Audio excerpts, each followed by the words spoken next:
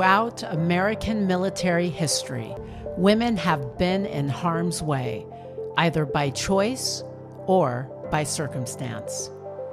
In the American Revolution, Mary Hayes Macaulay fired artillery at the British before being wounded and decorated for heroism. During the Civil War, 4 nuns and 5 African-American nurses cared for patients on Red Rover, the Navy's first hospital ship. Thousands of women came under fire, particularly as military nurses in every single one of this nation's wars in the 20th century. But in 1994, there was a sea change, as women for the first time were able to officially serve in combat roles as soldiers, sailors, airmen, and Marines. The first female U.S. Navy enlisted and officers served aboard the USS Dwight D Eisenhower and later the USS Nimitz, participating in 1994's major operations. Women served in harm's way during the first Gulf War in 1991.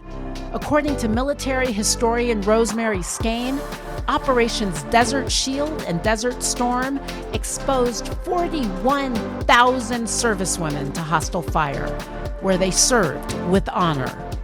After that, she says, it was impossible to mount a credible argument against women in combat. But it didn't come easy. First, the President's Commission on the Assignment of Women in the Armed Forces convened in 1991 in order to assess the laws and policies restricting the assignment of female service members. Next, Congress repealed the law banning women from serving aboard aircraft engaged in combat missions. In theory, women could now serve in the same combat roles as men, but there was still more work to be done. In 1993, Secretary of Defense Les Aspin called on Congress to repeal the law barring women from combatant ships and directed the Navy to make preparations for mixed-sex crews. This direction came at the end of a long debate within the Navy and other branches about the meaning of combat. There was another complication. In 1988, the Department of Defense had issued its risk rule, which, among other things, barred women from situations in which there might be risk of hostile fire, capture, or direct combat. But the Gulf War experience had changed all of that. Senior naval officers spoke up on behalf of women. Admiral Ronald Jay said the inclusion of women on combatant ships made perfect sense. It was, in his words, the logical progression after 50 years of service by Navy women. On November 30th, 1993, Congress repealed the law banning women from combat.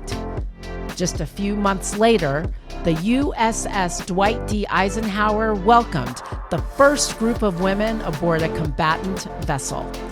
Pentagon regulations still restricted women from serving on submarines or in special forces.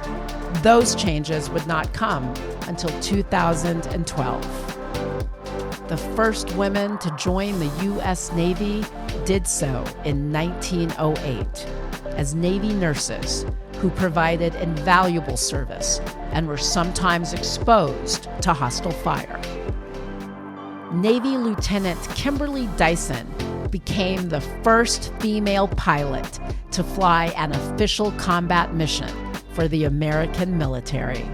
The USS Benfold was the first destroyer built to accommodate women. Commander Maureen Farron became the first woman to command a combatant ship in the United States Navy. Command Master Chief Karen O'Connor became the first female Command Master Chief for a combat ship in the Pacific Fleet. Command Master Chief Joanne Ortloff is selected to the U.S. Third Fleet as the first female operational numbered fleet Command Master Chief. Carol Pottinger became the first woman to command an expeditionary strike group in the United States Navy.